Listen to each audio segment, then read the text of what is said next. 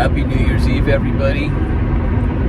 Today is Friday, December 31st of 2021. At midnight tonight, it'll be 2022. So I hope you all have a happy New Year's Eve. This year on my channel here, we've been talking a lot about ascension, ascending, which is both in the Old Testament and in the New Testament. In Psalm 121, I found a lot of things about ascension. There's the word ma'ala, which is to ascend, to go up, to rise up.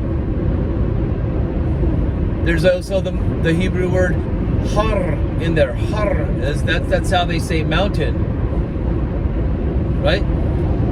That's what Har Megiddo, it means the mountain, Megiddo, mount. Har is mountain.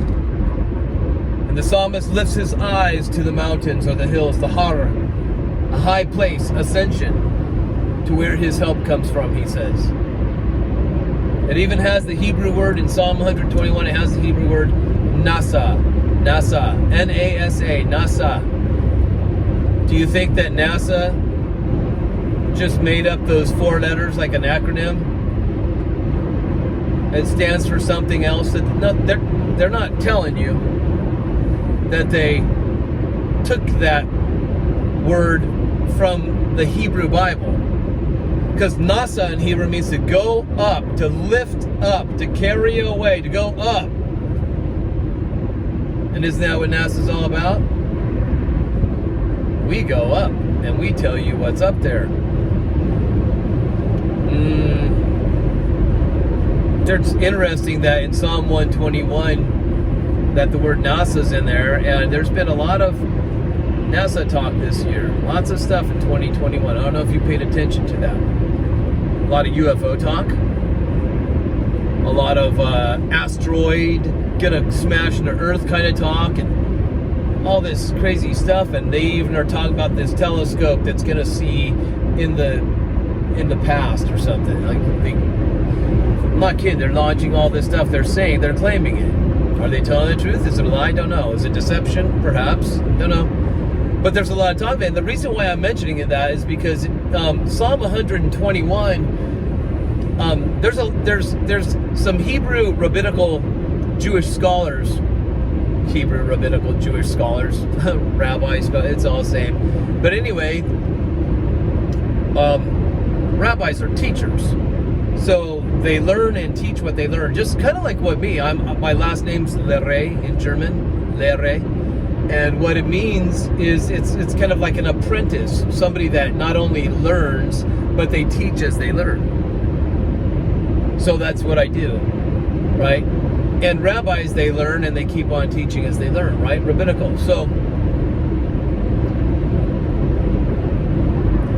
they believe, there's not all of them, but there's many of them that believe that the book of Psalms, starting in the first chapter, Psalm 1, that Psalm 1 corresponds with the year 1901, mainly focusing on Israel. And then from Israel as the center, spreading out to all the other nations, but mostly the focus on Israel. The things that were happening in 1901 match up with Psalm 1, and the same with Psalm 2 matching up with 1902. Same with Psalm 3 matching up with 1903. Same with Psalm 50 matching up with 1950. Same with Psalm 99 matching up with 1999. And then Psalm 100 would match up with the year 2000. Are you following me? Now, I'm not teaching this as a fact. I'm just saying that this is something that I have studied in the past and I found it interesting. And so I'm like, I wonder if there's ever any word for us in these Psalms about the years to come. So what I do is I pray to God for a theme. You know, I talk to him. I want a theme for the next year. I just want a theme for my life. Something that you want me to really focus on. And because he shares it with me, well, I'm living up to my last name, Lehre, and I'm sharing it with you. I learn and teach what I learn. And if I need to change my mind on something, I'll change my mind on something, announce it to you, and reteach it. Because maybe I was wrong about something. But anyways, so I could be wrong about this, but I find it fascinating that there's these rabbinical Jewish scholars that believe and teach this stuff. And so Psalm 121 would maybe match up with 2021. I'm going to just give you a hint. Last year I did that with the Psalm 120 and it matched so much of 2020. So before I actually go and read the Psalms, I pray about the theme from the Lord. Give me a theme. And as a theme,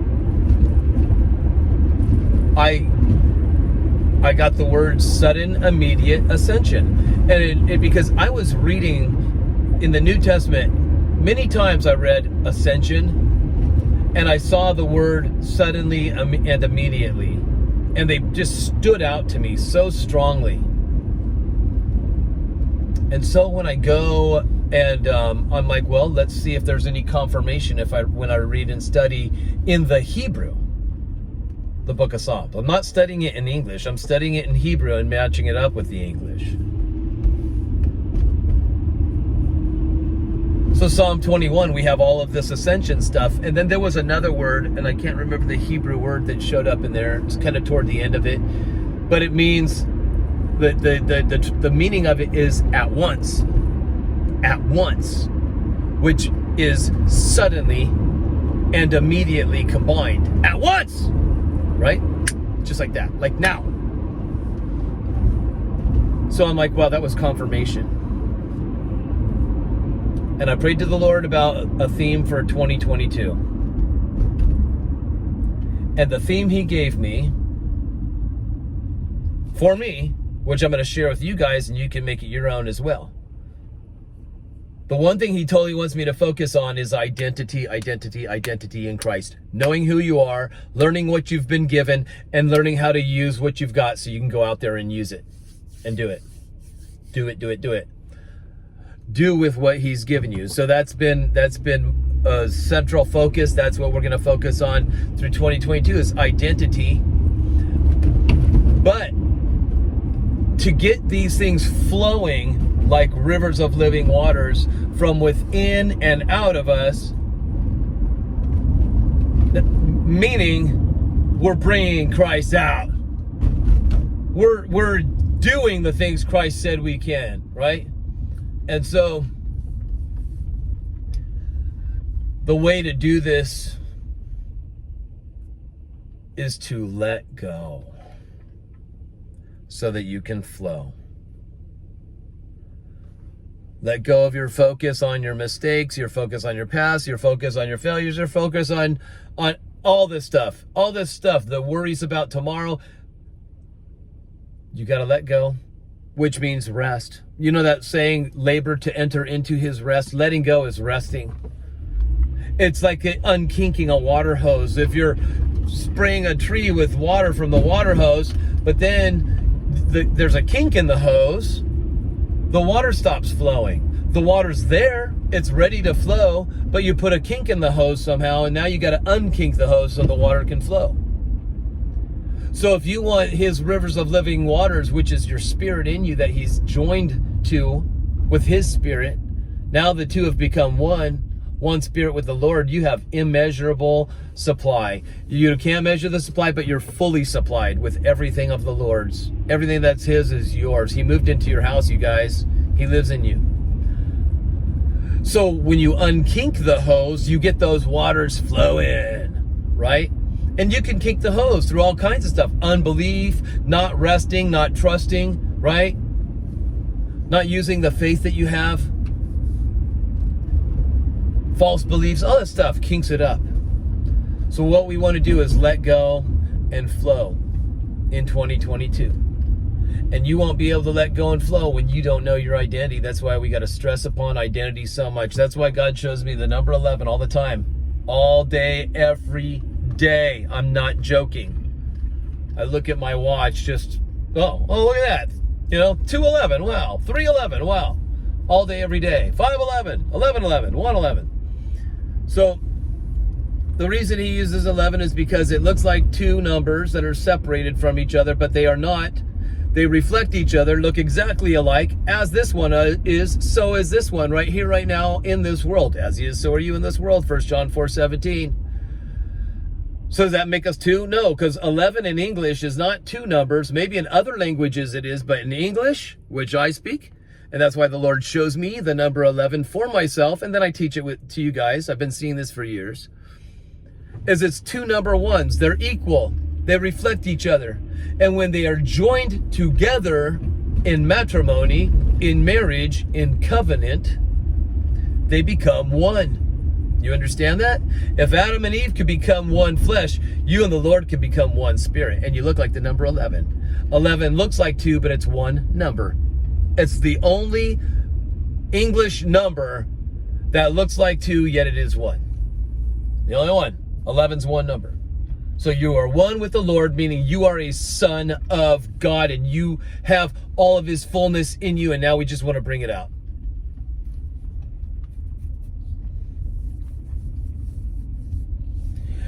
And what I really want you guys, because so many of us, well, how I have so many failures. Because when you're thinking about the sins and the mistakes you're making and all this stuff that you've done in your past or your present or whatever it is, the Lord told me not to drink, I drank. The Lord told me not to smoke, I smoked. The Lord told me don't watch the porn, I watched the porn. So how can his rivers of living waters ever flow out of you? Well, here's, people have been trying to focus on how do I battle sin? How do I battle sin? How do I battle sin? And you're like that child. Don't touch a knife. Don't run with scissors in your hand. Don't climb up on the cupboard. Don't. And we focus so much, especially as Christians, not so much as sons of God, but as Christians. Is there a difference? There's not supposed to be, but unfortunately, people have made a big difference with being a son of God and being a Christian.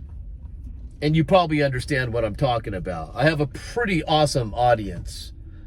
I don't have the largest audience, but I have an awesome audience. And a lot of you guys, you just get it. We click pretty well. It's amazing. So,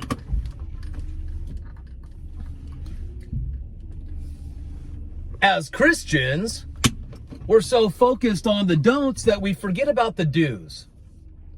And when I say do, I'm not talking about working for God's favor, working for justification, which is righteousness, God's judicial approval. If I just earn it, then he'll approve. No. That judicial approval comes as a free gift through the abundance of God's grace. He told Paul this, and Paul wrote to the Romans about it. So you're not working for judicial approval, which is righteousness. You're not working for salvation. If I just do enough, I will be saved. No, you're working from salvation. You're working from favor. You're working from judicial approval, which is righteousness. You understand that? So don't get me wrong when I say the word do. In fact, watch this. Ephesians chapter 4.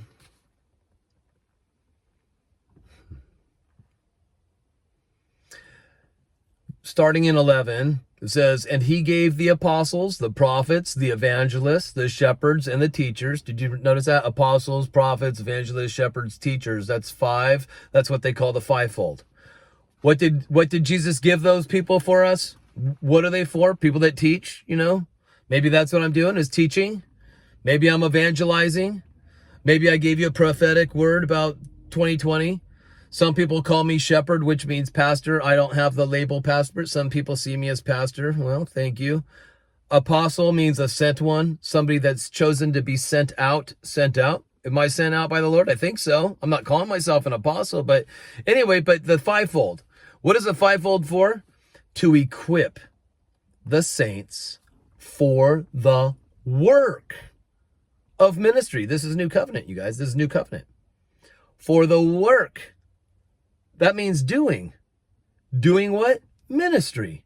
Ministry in many different ways. healing the sick, raising the dead, casting out demons, clothing the poor, that don't have clothing, naked, feeding the hungry, right? Taking care of orphans and widows. So there's so much stuff that ministry involves. And it's for the building up of the body of Christ.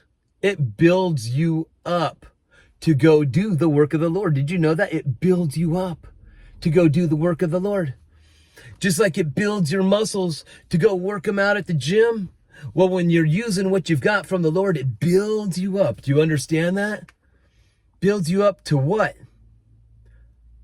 Until, verse 13, Ephesians 4, until we all attain to the unity, which is henotes in Greek, which is oneness, the unity or the oneness of the faith. See, oneness is an 11, right? 11 is oneness, 2 becoming 1.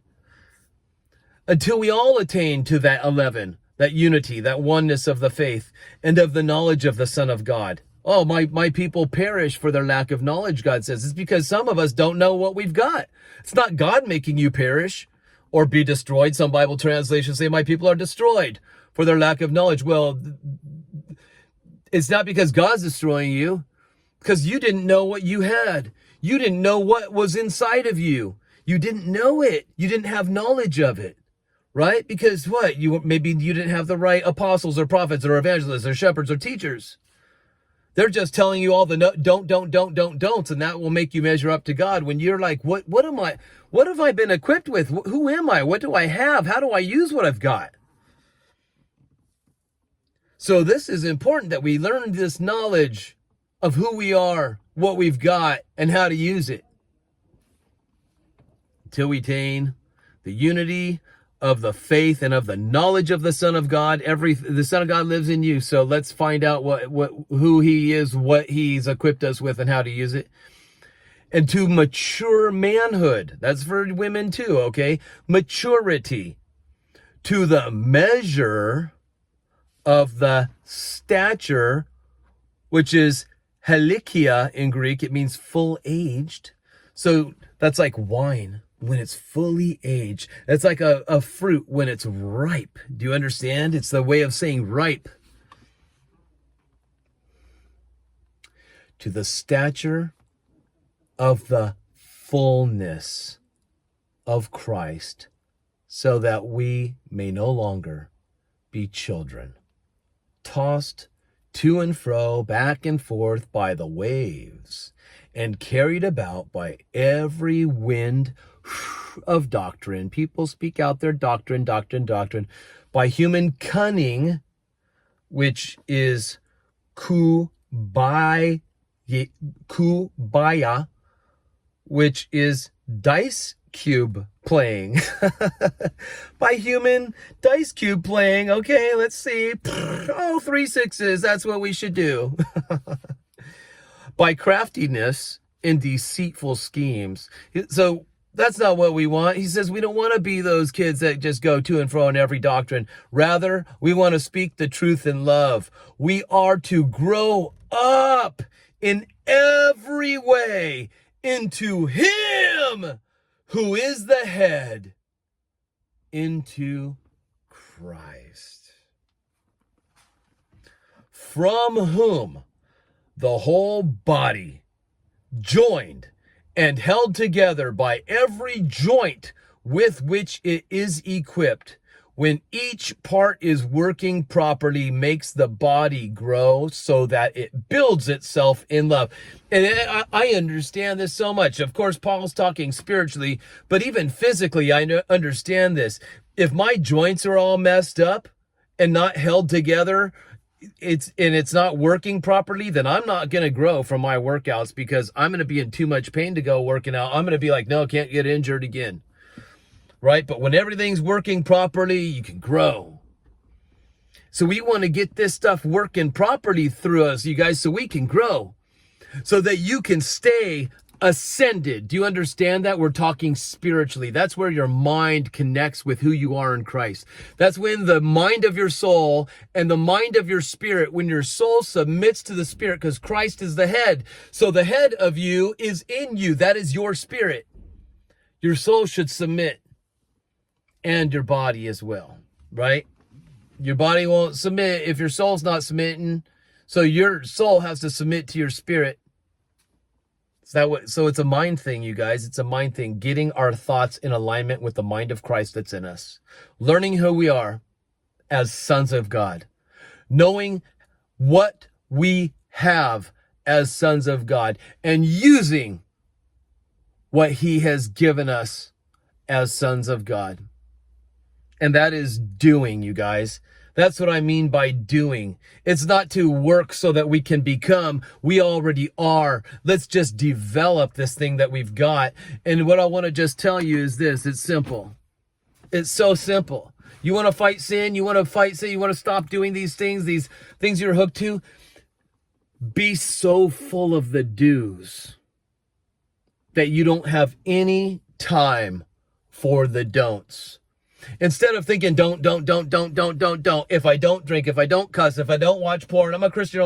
No, be so full of the do's that you don't have any time for the don'ts. It's like Jesus was so full of do's that the don'ts, he never had to even worry about the don'ts because he was so full of the do's. Do you understand that? Jesus wasn't walking around repeating the law. Don't. I better not. Oh no, don't look at that girl too long. Don't crave that drink. No, he was so full of doing that the don'ts, they didn't even exist in his life. What does, was it James? Resist the devil and he'll flee from you. Resist the devil and he'll flee from you. I think it's James that wrote it. Actually, his name's Jacob. It's not James. That's just a whole nother story. It's Jacob. The Bible book is supposed to be Jacob, you guys. Resist the devil and he'll flee from you. What's the best way to resist the devil? When he tempts you, you say, no, I can't. No, don't even let him tempt you. You be so full of doing that there's no time to even look at his crafty schemes that he's got. You understand that? Be so full of the do's, you don't have time for the don'ts. And I think I want to end the message right there. I got some stuff I got to do tonight. So I love you guys. It's been a very interesting year. Believe me, the world has descended, but you as a son of God, you have ascended.